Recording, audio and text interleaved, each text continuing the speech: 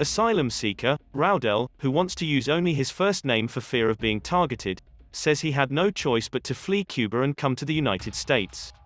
He said he was routinely attacked by the police there for his political views that opposed the government.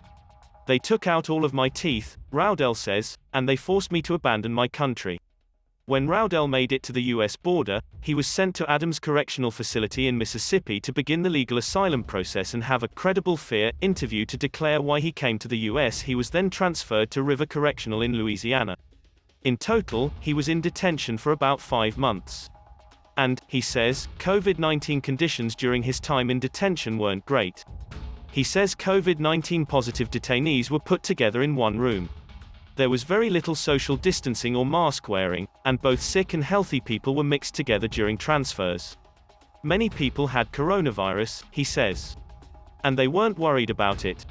Shortly after COVID-19 first hit the US, the Immigration and Customs Enforcement Agency, or ICE, emptied its detention facilities to help slow the outbreak.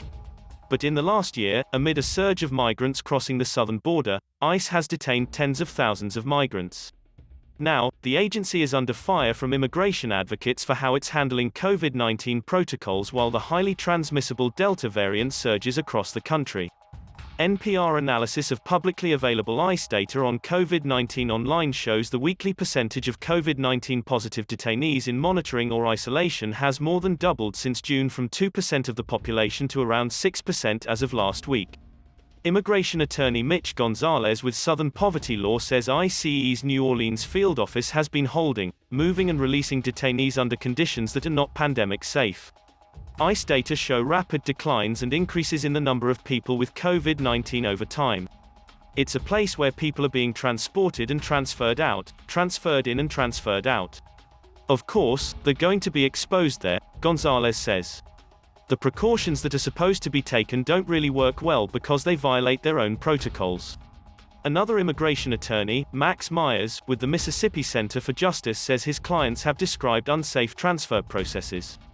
I've had clients that have described to me in detail being transferred from Texas to Mississippi and being transported, in some instances, maskless, as well as sitting one person next to another on airplanes and then upon arrival being grouped into medium-sized multi-purpose rooms. But, ICE spokesman Dexter Henson says they do follow their transfer and COVID-19 protocols to move people only when absolutely necessary and make sure they are not sick.